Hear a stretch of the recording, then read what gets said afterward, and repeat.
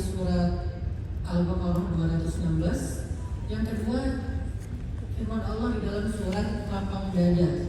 Surat lapang dada itu adalah Al-Insyirah. Satu-satunya ayat di dalam surat Al-Insyirah yang diulang-ulang itu adalah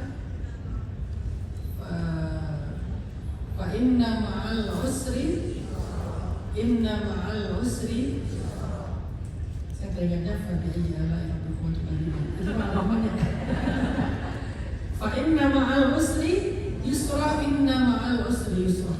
Sesungguhnya bersama kesulitan ada kemudahan, dan bersama kesulitan ada kemudahan. Ini iman kita tentang takdir buruk yang kita sebut sebagai kesulitan. Setiap kali kalian mendapatkan kesulitan dalam hidup kalian, sebetulnya kesulitan itu nggak datang sendiri. Setiap kesulitan itu dia satu paket dengan kemudahan. Satu kesulitan minimal 10 kemudahan.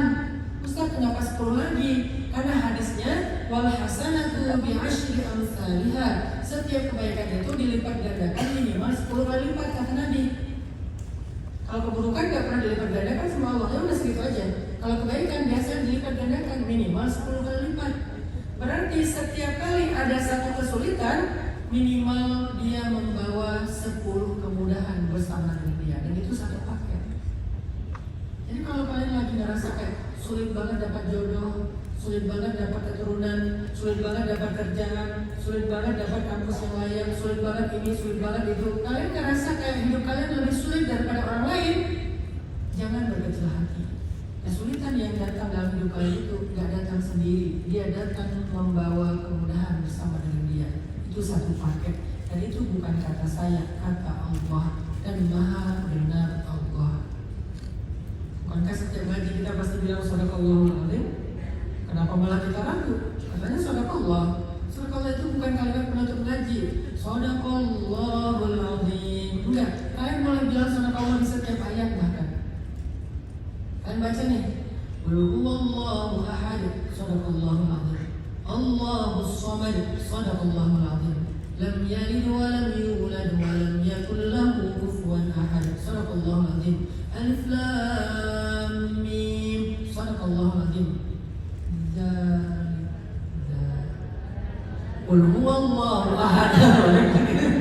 Dzalikal kitabul la raiba fihi hudan lil muttaqin. Boleh. Dzalikal kitabul la raiba fihi hudan lil muttaqin. Shadaqallahul Azim. Setiap ayat kalian baca Shadaqallahul Azim boleh. Cuma orang aja yang aneh. Ada teman misalnya ngaji Alif lam mim, Shadaqallahul Azim. Dzalikal kitabul la raiba fihi hudan lil muttaqin. Shadaqallahul Azim. Masih dia bete sih. Lo gak senang gue ngaji nih? Nanti gue senang Shadaqallah.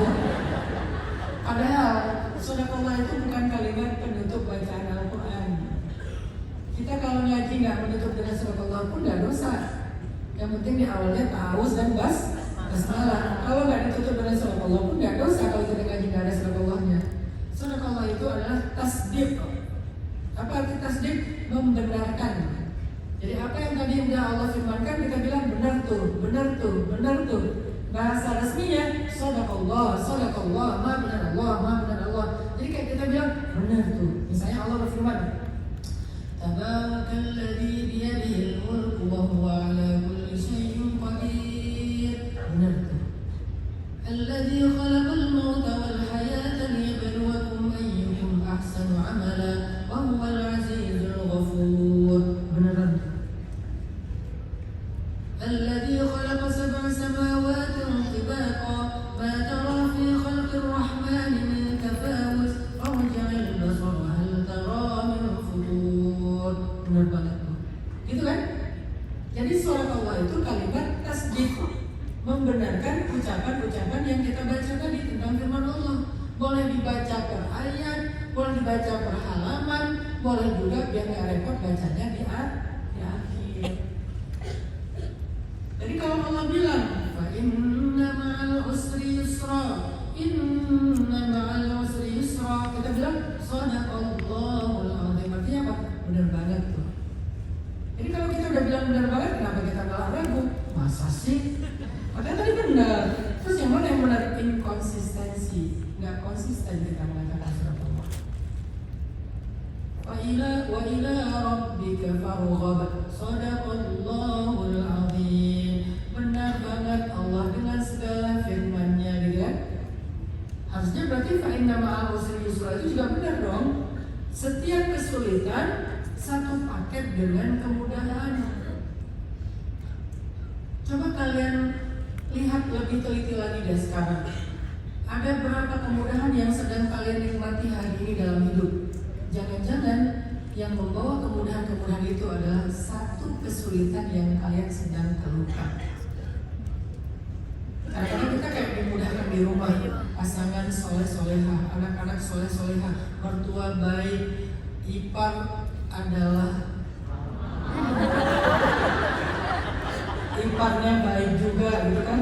Tapi ternyata kita diujinya dengan apa? Diujinya dengan tetangga. Jadi semua kebahagiaan dan kemudahan yang kita dapatkan di rumah kita, yang bawa siapa? Tetangga. Tetangga yang usil, yang buang sampah di depan rumah kita, yang parkir sembarangan. Karena saya pernah diuji kayak gitu. Saya pernah diuji punya tetangga satu sih, tapi kayak 1000. Itu tuh buang sampah di depan rumah saya. Udah ditulis di situ. Lama-lama saya kasih gambar begini nih ya. Karena kayak kata baik-baik nggak ngerti dia. Terima kasih untuk tidak membuang sampah di sini. Udah, nggak bisa ganti. Jangan buang sampah di sini. Ini belum saya ganti gini aja nih. Atau saya ganti apa misalnya buang sampah di sini masuk barak, gitu ya. Mungkin dia akan mau kalau kayak gitu. Nah, buang sampah sembarangan, tapi itu dulu, sekarang orangnya udah gak ada, alhamdulillah.